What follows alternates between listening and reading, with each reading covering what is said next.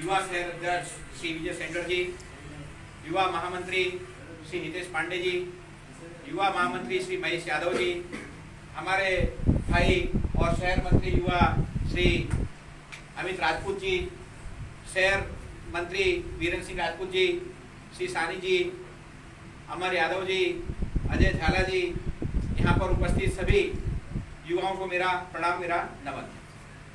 उत्तर भारतीय विकास परिषद के बारे में कुछ काफी लोग जानते हैं, फिर भी उसके बारे में बताने की जवाबदारी दी गई है। जैसा इसका नाम है उत्तर भारतीय विकास परिषद, गुजरात से आप ऊपर की तरफ नक्शे में देखते हैं तो उत्तर भारत की तरफ हम बढ़ते हैं तो राजस्थान से शुरुआत होती है। राजस्थान, उत्तर प्रदेश, मध्य प्रदेश, बिहार, छत्तीसगढ़, हरियाणा, यहाँ के जो लोग गुजरात में तन मन धन से काम करते हैं, अपना पसीना बहाते हैं और इस कर्मभूमि को मजबूत करने का लिए दूध में शक्कर की तरह हम यहाँ पे रह रहे हैं, प्रेम से रह रहे हैं। लेकिन यहाँ पे रहने के बाद हमारी भी मजबूती जरूरी है, हमारा विकास जरूरी है, हमारी आने वाली पीढ़ी का विकास जरूरी है। उसके लिए अपना एक संगठन का निर्माण हुआ। आज पटेल समाज को हम देखते हैं पाटीदार जैसे नाम आता है ऐसे ही पटेल समाज याद आता है। पटेल कहते हैं तो पाटीदार आता है, पाटीदार कहते हैं तो पटेल आता है। आज गुजरात की सबसे समृद्धि अगर कोई जाति अगर हो और लोग हो तो पटेल समाज है। हमको उनसे बहुत सारी सीख लेनी है। हम देखते हैं बिल्डिंग लाइन में सबसे ज्यादा पटेल समाज है, एजुकेशन लाइन में सबसे ज्यादा पटेल समाज है, व्यापार वर्ग में ज्यादा पटेल समाज है। फिर भी सामाजिक तौर पर वो लोग एक होना चाहते हैं और एक है, और उन्होंने दुनिया को दिखाया कि समाज की कितनी ताकत होती है। उसके सामने हमारी परिस्थिति विपरीत है। ठीक है, अभी पिछले 15 सालों में उत्तर भारतीय का यहाँ विकास हुआ है, घोड़ा गाड़ी मकान हुए हैं, नहीं तो पहले क्या था हमारे, आप तो युवा, आपको नहीं मालूम है, जब आपके पिता जब गुजरात में आए थे तब बहुत खराब परिस्थिति में आए रहे होंगे और उन्होंने संघर्ष करके यहाँ पे पहुंचे हैं। लेकिन अब यहाँ पे पहुंचने के बाद हमारे आने वाली पीढ़ी को संघर्ष न करना पड़े, इसलिए एक समाज की जरूरत होती है। वो समृद्ध होने के बाद भी पटेल समाज देता है कि हम समाज के साथ चलें। हमारे में 3 तरह के लोग हैं। एक बहुत ऊपर वाला लोग है कि जिनके पास बहुत सारा पैसा है, वो कहते हैं यार मेरे बैंक बैलेंस में करोड़ों रुपया पड़ा, अपने को समाज की क्या जरूरत है। लेकिन पटेल समाज कितने भी पैसे वाले लेकिन अपने समाज के साथ चलते हैं। जो गरीब आदमी है वो ये सोचता है यार क्या कोई किसी को पूरा नहीं कर जाता, सुबह जाते शाम को आते, क्या लेना देना समाज से, वो समाज से नहीं जुड़ते।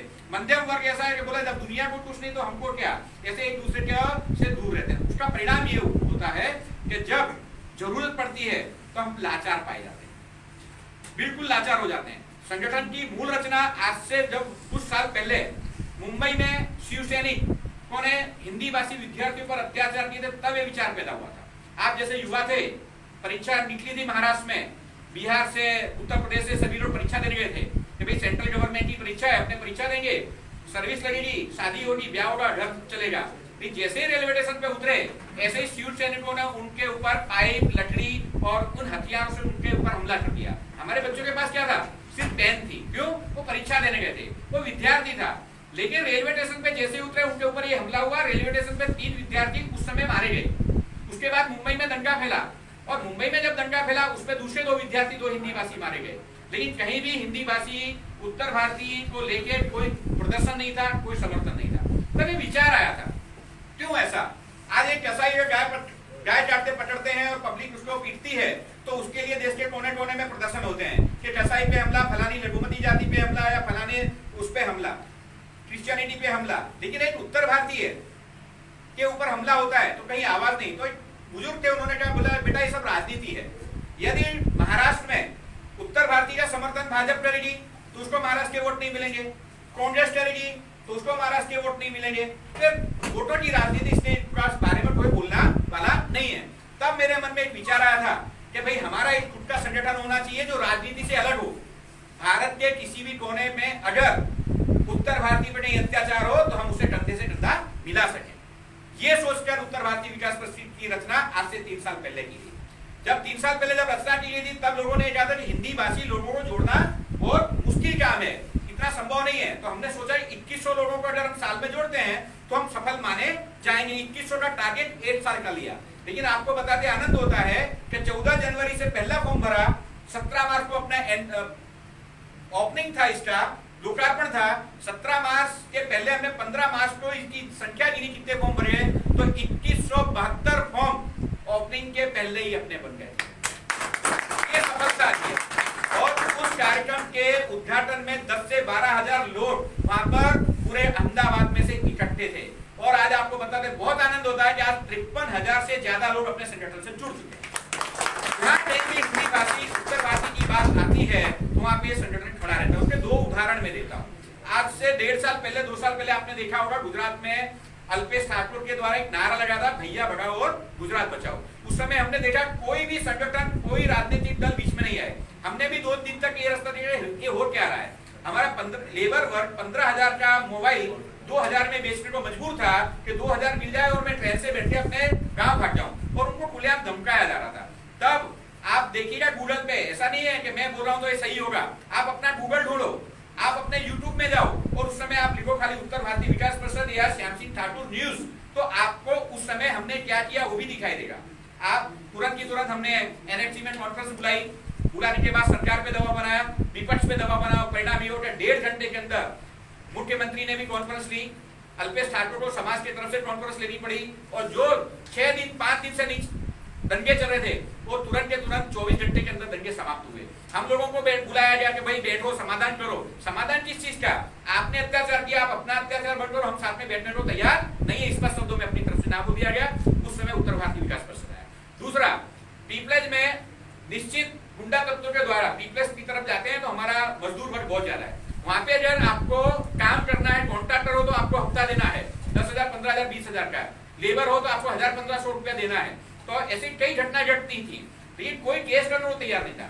एक उत्तर भारतीय के ऊपर उन्होंने अत्याचार किया, उसे 20,000 की महीने की खंडनी रिश्वत मांगी गई, नहीं दी तो उसको मारा। समाचार आया उत्तर भारतीय विकास परिषद के पास। जब तक आप फरियाद नहीं लिखाओगे तब तक पुलिस भी कुछ कर नहीं सकती है। पुलिस के पास उनको भेजा गया, धक्का खिला के उनको वापस भेज दिया। हम गए, हमने फरियाद लिखाई, लेकिन सामने वालों से पैसे लेके सुबह अरेस्ट किया और शाम को छोड़ दिया। दूसरे दिन उन्होंने हिम्मत देखिए, अपने मजदूरों को नंदन एग्जिम नाम की फैक्ट्री के अंदर 20 से 25 अराजक तत्वों ने मिलकर उनको मारा, जिसके वीडियो टीवी पे आए थे, समाचार में आया था। घुस के मारा, बोले काम करना है तो पैसा देना पड़ेगा। और जब तक पुलिस पहुंची वो लोग भाग गए। अब वो पकड़े किसको? यहाँ से रजुआत की गई, लेकिन 3-4 दिन तक सिर्फ फरियाद लिखी गई। तो कैसी लिखी गई? मात्र 323, 324 सामान्य मारामारी की, जिसमें तुरंत जमानत हो जाती है। ये चीज हमारे पास आई उत्तर भारतीय विकास परिषद अपने पदाधिकारियों के साथ में, और उस व्यक्ति के साथ में जिसे चोट लगी थी, उसका लड़का तो एडमिट था, उसके पिताजी को लेकर हम सीधे गृह मंत्री प्रदीप सिंह जाडेजा जी के पास गए। मैं आभार मानता हूँ यहाँ से। और जो काम 4 दिन में नहीं हुआ था, 40 मिनट तब हुई। जब हम अहमदाबाद जब पहुंचे हैं तब तक वो सारे के सारे अरेस्ट हुए और उनको रस्सियों से बांध के उनका जुलूस निकाला गया था। गुजरात के इतिहास में पहली बार ऐसा हुआ कि पर क्रांति के लिए उनके फैक्ट्री में नंदन एग्जिम में उनको घुमाया गया, जिससे वहां पे मजदूर जो काम कर रहे उसमें हिम्मत आए कि देखो जो दादागिरी करते हैं उनकी ये दशा होती है। और उसके बाद उनके गांव में घुमाया गया। ये गुजरात के इतिहास की पहली घटना थी। ये किसी श्याम सिंह के कारण नहीं हुआ या किसी विजय सिंह के कारण नहीं हुआ, ये किसके कारण हुआ? समाज के कारण हुआ। वो देखते हैं कि भाई इनके साथ समाज है, समाज मजबूत है, यदि समाज नाराज हो जाएगा तो नुकसान होगा। हम दूसरा देखते हैं क्या गुजरात में, प्लीज थोड़ी देर बात न करें। गुजरात में पटेल समाज की संख्या 14% है, उनके 15 विधायक हैं और 5 मंत्री हैं। उसके सामने हमारी जो संख्या है लगभग 17% है। हमारा एक भी विधायक नहीं होता है, मंत्री तो भूतकाल में कभी हुआ ही नहीं है। क्यों नहीं है? क्योंकि हम एक नहीं है। हम किसमें बटे हुए हैं? तुम ठाकुर हो, तुम यादव हो, हम ब्राह्मण हैं, फलाने हैं, ठिकाने हैं। लेकिन अब हमारा समय ऐसा आया है कि हमको एक होना पड़ेगा। एक होकर हमको किसी से लड़ना नहीं है, हमको हमारे समाज का ही विकास करना है। कहीं भी उत्तर भारतीय विकास परिषद किसी भी अन्य समाज के बारे में कभी भी जहर उगलने का काम नहीं करती है, उसके का काम नहीं करते। हमको यहाँ रहना है, दूध में शक्कर की तरह रहना है, गुजरात के विकास में हमारा पूरा योगदान देना है। जरूरत पड़े तो हमको गुजरात के लिए गुजराती बाद में जान दे, हम अपनी जान देने को पहले तैयार हैं। लेकिन अगर किसी प्रकार का अत्याचार हिंदी भाषी के ऊपर होता है तो सहने को कोई तैयार नहीं है। इस हिसाब से, और आप लोग युवा हैं, जब तक युवा का समर्थन नहीं मिलता है तब तक कोई समाज आगे नहीं जाता है। इसलिए हमने नक्की किया कि दिसंबर 2020 में अपनी जो सारी बॉडी है उत्तर भारतीय विकास परिषद 3 साल से बना है, ये सारी बॉडी हम लोग डिसॉल्व कर दे रहे हैं, सारी बॉडी रद्द कर दे रहे हैं। और दिसंबर के बाद एक नई बॉडी बनेगी जिसमें सारे पदाधिकारी नहीं होंगे, जो समाज में काम करने चाहते हैं ऐसे लोग होंगे। और एक युवा सेल की जवाबदारी हमने विजय सेंगर जी को, अमित राजपूत जी को, महेश यादव जी को, हितेश पांडे जी को, इन लोगों को दिया और आप लोगों को दे रहे हैं कि गुजरात के किसी भी कोने में अगर हिंदी भाषी युवा रहता है तो हम उसको जोड़ें। हमको करना क्या है? हमको किसी से लड़ना नहीं है, हमको हमारा विकास करना है, हमारे भाइयों का विकास करना है, हमको हमारे समाज का विकास करना है। आप लोग भी आगे आओ, जहाँ जरूरत पड़ती है समाज को समर्थन करो, पढ़ो लिखो। युवा बैठे हैं, इनको खास तो मैं ये करूंगा कि आप पढ़ाई करें, समाज का मजबूत होगा जब आप खुद मजबूत होंगे। आपकी पढ़ाई की उम्र है तो सबसे पहला ध्यान आपको कहाँ देना है, पढ़ाई पे देना है। कंपटीशन एग्जाम अभी बहुत ज्यादा आ रही है गुजरात में, जनवरी के बाद में पीएसआई से लेकर बहुत परीक्षाएं आ रही हैं। आप युवा लोग तैयारी करो, तैयारी करने के बाद दिन के 2 घंटे 3 घंटे उसमें लगाओ। मैं तो बोला अभी समाज के पीछे ध्यान कम देके पढ़ाई के पीछे ध्यान दो, जिनकी पढ़ाई चालू है या जो नौकरी के लिए प्रयास कर रहे हैं, जिनको नौकरी धंधा मिल गया है या बिजनेस में, वो स्वागत है। क्योंकि अब कहते हैं कि हम युवाओं को भ्रमित किया जाता है कि भैया परदेशियों पढ़ोगे तो लेकिन नौकरी नहीं मिलती। नहीं, मैं इसका खंडन करता हूँ। गुजरात में पीएसआई की जो परीक्षा लास्ट में हुई थी, पूरे गुजरात में टॉप आने वाला हमारा हिंदी भाषी था। हमारा हिंदी पीएसआई के पूरे गुजरात में टॉप आने वाला हिंदी भाषा। क्यों? आपको मैदान क्लियर करना है और रिटर्न क्लियर करनी है। भारत सरकार ने इंटरव्यू वाली प्रथा हटा दी। पहले होता था, आपकी सरनेम देखी जाती थी, यादव है, शुक्ला है, ब्राह्मण है, ठाकुर है, यूपी बिहार के हैं, तो आपको इंटरव्यू में कम नंबर दिए जाते थे। लेकिन अपने को धन्यवाद देना पड़ेगा भारत सरकार को, जिसने वर्ग 3 में से सारी इंटरव्यू प्रथाएं बंद कर दी गई हैं। तो आप लोग नौकरी को टारगेट करो, सर्विस को टारगेट करो और अपना पढ़ाई करके अपनी नौकरी प्राप्त करो, अपने घर परिवार और अपने समाज को मजबूत करो। ये भी मैं राय देना चाहूंगा। साथ साथ में जोड़ने के लिए अहमदाबाद के अलग अलग वार्ड, अलग अलग विधानसभा और अलग अलग लोकसभा और साथ में शहर लेवल की हम लोग नई रचना करने जा रहे हैं। तो आप लोग अगर चाहते हैं कि मैं भी समाज से जुड़ूं, मैं भी मेरे समाज का भला करूं, तो आप लोग आइए और जुड़िए। समाज के भला करने का आपको अपनी जेब से पैसा नहीं निकालना है। उत्तर भारतीय विकास परिषद में हमेशा हमें मन से बोलता हूँ, किसी भी प्रकार का आर्थिक लेन देन नहीं करता है। मात्र जब आप इसका मेंबरशिप लेते हैं तो 100 रुपए की मेंबरशिप है, तब जरूर करते हैं, और उसमें भी गरीब के लिए फ्री है, कोई पैसे की जरूरत नहीं। आप ऑनलाइन रजिस्ट्रेशन कर दीजिए। इसके अलावा आपके घर के आसपास में यदि कोई बच्चा ऐसा है जिसके पिता नहीं है, आप उस बच्चे को ऐसे 10 बच्चे, 20 बच्चे, 50 बच्चे, जितने बच्चे हो सकते हैं आप लाइए। उन बच्चों को 3000 से 5000 रुपए की स्कॉलरशिप उत्तर भारतीय विकास परिषद हर साल देता है, जिसका नाम दिया गया है विद्यार्थी दत्तक योजना। बच्चा पढ़ाई करता होना चाहिए, चाहे वो कक्षा 1 में हो चाहे कॉलेज में हो, उसकी स्कॉलरशिप हर साल दी जाती है। साथ साथ में नोटबुक वितरण हम देखते हैं कि बहुत सारे समाज करते हैं। 250-300 रुपए की जैसे नोटबुक छपती है तो उसको डिस्काउंट में 200 रुपए में देते हैं, 250 में देते हैं, वो भी सेवा है। और हम ये सोचते हैं कि हमारा समाज गरीब है, अगर उस बच्चे के पास 200 रुपया भी नहीं है तो क्या करेगा। तो हम लोगों ने उससे हटके सोचा कि हम उन सब बच्चों को नोटबुक फ्री ऑफ चार्जेस दें।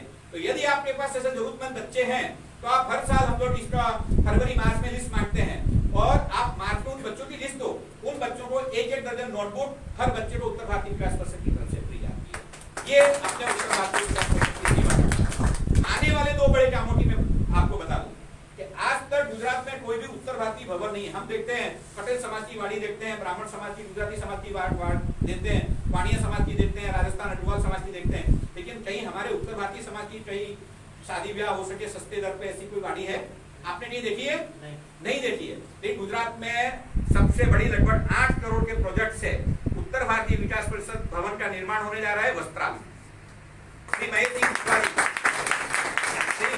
कुशवाहा जी संगठन के प्रदेश अध्यक्ष हैं और महेश सिंह कुशवाहा जी की तरफ से 2000 वार जमीन और 21 लाख रुपए का योगदान पिछले कार्यक्रम में डिक्लेयर किया गया। जैसे ही टीपी पड़ जाएगी और वहां पे उसका भूमि पूजन होगा। वहां का आयोजन क्या है, नीचे कम से कम 1500 से 2000 आदमी खाना पीना खा सके और उसका चार्ज कैसा होना चाहिए। अगर बाहर 3 लाख होता तो 21,000 में काम होना चाहिए।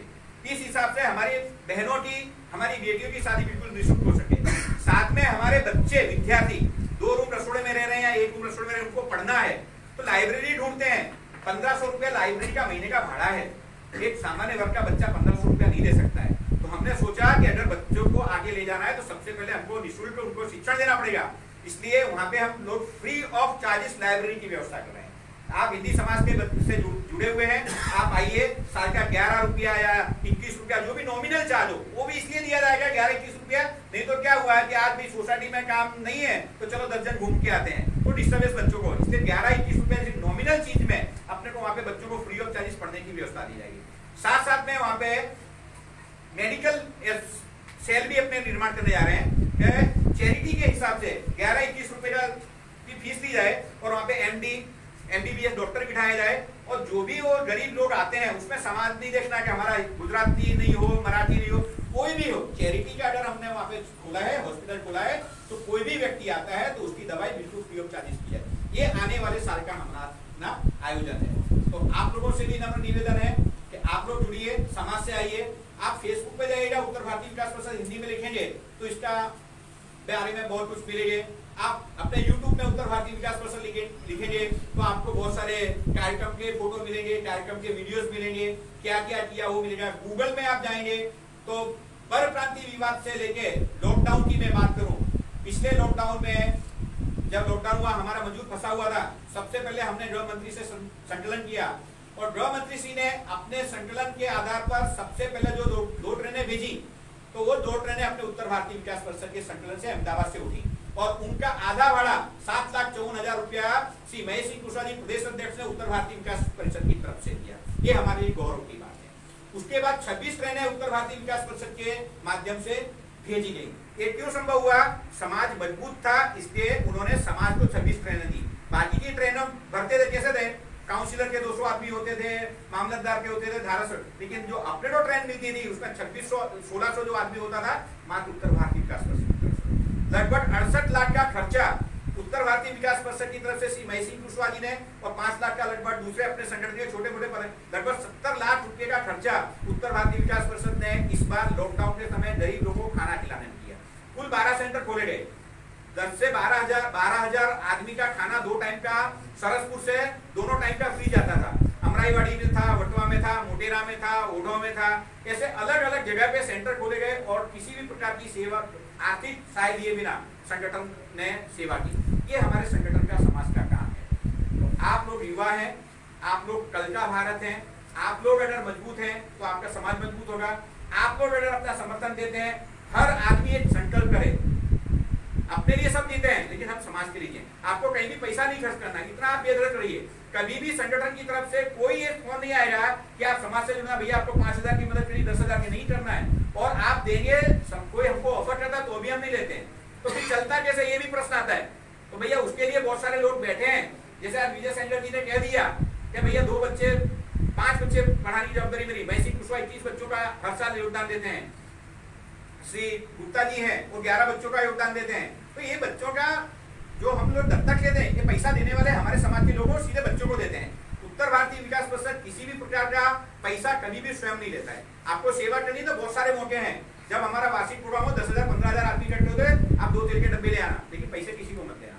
और ये आपका आप गर्व से कह सकते हैं कि हमारा समाज किसी के सामने किसी से पैसा लेने के लिए वो नहीं करता है। आपको देना है, आप 1100-2100 रुपया खर्चा करना नोटबुक वितरण के समय, और 10 दर्जन 15 दर्जन 20 दर्जन नोटबुक छपा देना।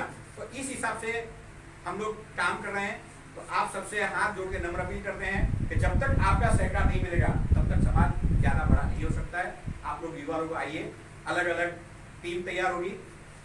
वार्ड में प्रमुख, महामंत्री, संगठन मंत्री, अध्यक्ष, महामंत्री होंगे। उसी हिसाब से जिसका और अच्छा काम होगा, जो ज्यादा लोगों को जोड़ेगा, उसका विधानसभा में होगा, और अच्छा होगा तो लोकसभा में होगा, उसके बाद शहर में होगा, और फिर बाद में हम जाके प्रदेश में जाएंगे। तो आप सभी से नम्र निवेदन है कि ज्यादा ज्यादा लोग जुड़े। 9925001963 नंबर है, आप इस पे व्हाट्सअप करेंगे, नंबर मेरे पास आ जाता है, हम आपको जोड़ लेते हैं। इस नंबर पे कभी आपको समस्या लगती है तो आप फोन करें, हम आपके साथ हैं, खड़े थे और खड़े रहेंगे।